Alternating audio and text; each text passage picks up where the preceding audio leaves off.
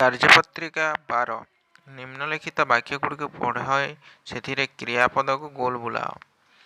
ଗୀତା ଛାତ ଉପରେ ଫଳ ଖାଉଅଛି। ବାଲକ ଡେଇଁ ଡେଇଁ ନାଚୁଅଛି। ସୀତା ଆଜି କବିତା ପାଠ କରୁଅଛି। କୃଷକ ଜମିରେ ହଳ କରୁଅଛି। ହାତୀ ଝରଣାର ପାଣି ପିଉଥିଲା। ମୁଁ ଆଜି ପାଠ ବହିରୁ କବିତା ଶୁଣାଉଥିଲି। ଗପ ଶୁଣି ପିଲାମାନେ ହସୁଥିଲେ। ଆଜି ସକାଳେ ମୀରା ମୋତେ ଗପ ଶୁଣାଉଥିଲା। ଆକାଶ ଛାତ ଉପରେ ବସି ଫଳରସ ପିଉଅଛି। ସୀତା ରାଜାରାଣୀଙ୍କର କାହାଣୀ ଶୁଣୁଅଛି। ମଧୁ ଭାଲୁ ନାଚ ଦେଖୁଥିଲା। ଆମେ ଦୀପାବଳିରେ ବହୁତ ମିଠା ଖାଉ। ଘର ଛାତରୁ ପାଣି ଗଳୁଅଛି। ମମତା ଘରୁ ଆସୁଅଛି।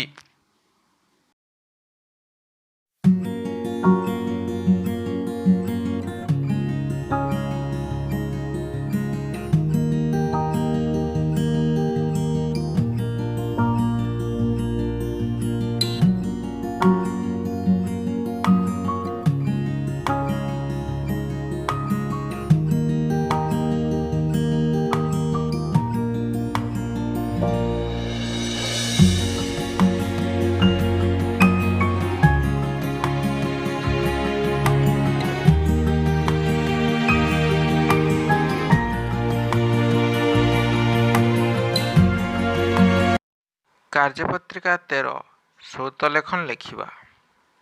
ମୁଁ ଯାହା ଡାକିବି ତାହା ଯେଉଁ ଡ୍ୟାସ୍ ପୂରଣ ଦେଇଛି ସେଥିରେ ଲେଖିବା। ଗୀତା ଛାତ ଉପରେ ଫଳ ଖାଉଅଛି। ବାଲକ ଡେଇଁ ଡେଇଁ ନାଚୁଅଛି। ସୀତା ଆଜି କବିତା ପାଠ କରୁଅଛି। କୃଷକ ଜମିରେ ହଳ କରୁଅଛି। ହାତୀ ଝରଣାର ପାଣି ପିଉଥିଲା।